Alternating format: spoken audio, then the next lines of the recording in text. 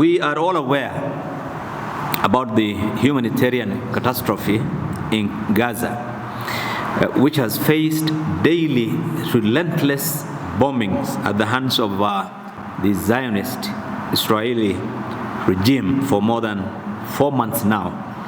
The continued plethora of war crimes, crimes against humanity, and acts constituting genocide committed by the US-backed Israeli regime across the occupied Palestine territory, including West Bank, by the way, has caused a lot of concern and consternation around the world. The situation in Gaza is undoubtedly the most tragic and catastrophic that has been witnessed in this century.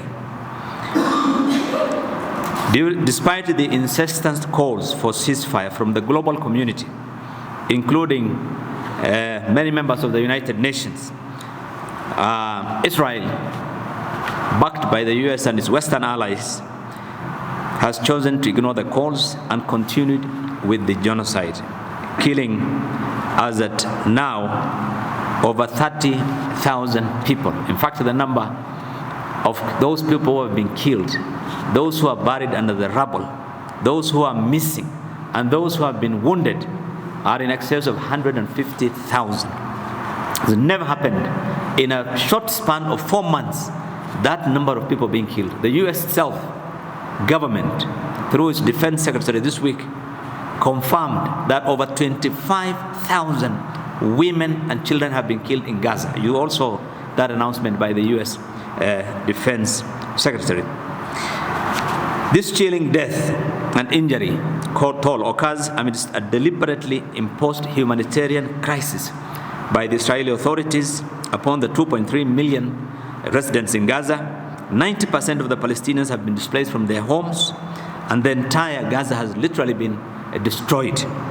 Israel is now employing starvation as a method of warfare. The situation is particularly exacerbated by troops who have made the delivery of humanitarian aid to hundreds of civilians virtually impossible. Kenya, let's come back to our country, is one of the most influential countries in Africa. Our president is now the chairman, if I'm not wrong, of the African Union. And Kenya plays a key role in fostering peace and harmony among states in the continent. It has sent forces to many countries, Somalia, DRC, and many all over the world, to protect human life and to enhance security. Kenya has won global accolades in the past for playing an instrumental role in midwifing peace process, which has given birth to the Republic of Southern Sudan, among others. With these credentials, it was expected that our government will be at the forefront in pushing for an end to the carnage and genocide in Gaza, and would call for a ceasefire, a permanent ceasefire that will provide for a process to discuss creation of a Palestinian state as demanded by the international bodies, including the United Nations. Regretfully, the government of Kenya has continued to bury its head in the sand with regards to Palestine up to now. The Palestinian issue is not an Arab issue, it's not a Muslim issue, it is a serious global issue. It's about human rights, it's about the rights of the Palestinian people who have been deprived of their fundamental rights, the right to exist freely in their own nation. Next to us in Kenya, next to Kenya, is Rwanda, which experienced genocide in 1994, where nearly 1 million lives were lost. And the world watched in the same way when that genocide happened. Today, the same thing is happening. Kenya has experience of what it means to be under a settler colonialist regime, like the one that is in Israel. Kenya has experience of mass killings. It has an experience of oppression. It has an experience of subjugation meted out by the colonial British government against the citizens of this country, who stood up against foreign occupation of their land. The same thing, the same resolution of United Nations that has allowed South Africa, that has allowed Mozambique, Angola, and many countries in Africa to fight for their freedom, using whatever means possible. Those are the words used in the United Nations resolutions. Using whatever means possible, including armed struggle. That same resolution, which has been voted for by, among others, Kenya, is the one today is being condemned when Palestinians take up their guns to fight Israel in order to fight for their freedom. But Kenya has suffered this in defense of their land. The Mau Mau resistance fighters were being called terrorists. The same description that has been given to South Africans, Nelson Mandela and others, when they were fighting for their freedom.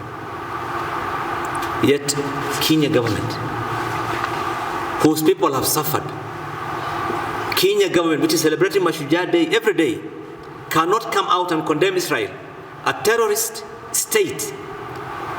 A terrorist state that is settler colonialist, which has taken somebody's land by force and do not want to give them their rights. Kenya government does not want to talk. We are calling upon the government not to bury its head in the sand, not to be indifferent to the suffering of the people of Gaza and Palestine in general.